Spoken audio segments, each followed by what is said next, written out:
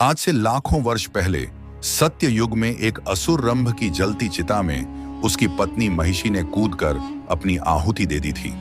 इस अग्नि से दो शक्तिशाली असुर उत्पन्न हुए, महिषासुर और रक्तबीज। रंभ, जो कि पिछले जन्म में अग्निदेव के कठिन तप का प्रभाव था, अब रक्तबीज के रूप में पुनः जन्मा था। वह न केवल शक्तिशाली था बल्कि अत्यंत चतुर भी, परंतु अपनी शक्तियों से संतुष्ट न होकर अमृता की इच्छा में वह जंगल की ओर ब्रह्मदेव की तपस्या करने के लिए चल पड़ा।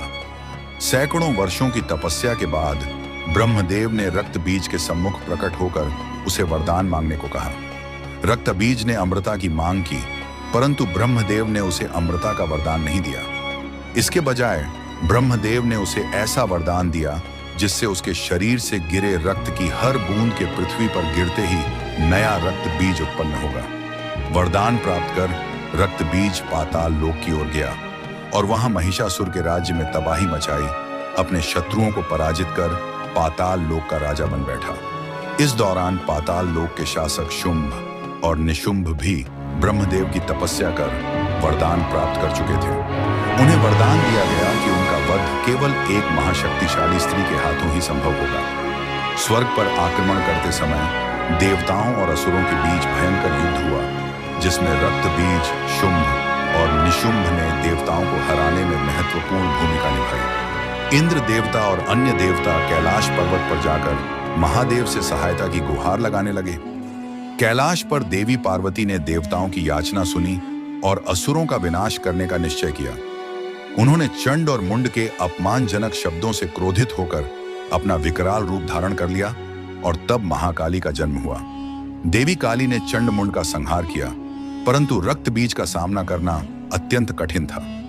रक्तबीज पर हर प्रहार के साथ नए रक्तबीज उत्पन्न हो रहे थे, जिससे देवी काली का क्रोध और अधिक बढ़ता गया। तब देवी दुर्गा का संकेत पाकर देवी काली ने अपनी शक्ति को और भी विशाल कर लिया और अपनी महाशक्तियों से रक्तबीज को समाप्त करने का उपाय खोज निकाला। उन्होंने समस्त रक्तबीजों को अपनी महाशक्तियों से अपने अंदर समेटना शुरू कर दिया और उन्हें कच्चा चबाकर उनका रक्त पीने लगी। इस प्रकार देवी काली ने रक्तबीज और उसके समस्त रूपों का संहार किया।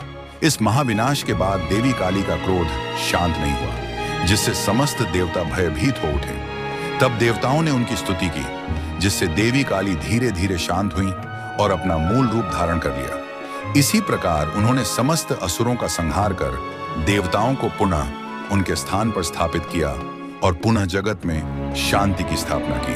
ऐसे ही रोचक कहानियों के लिए हमारे चैनल को सब्सक्राइब करें। धन्यवाद।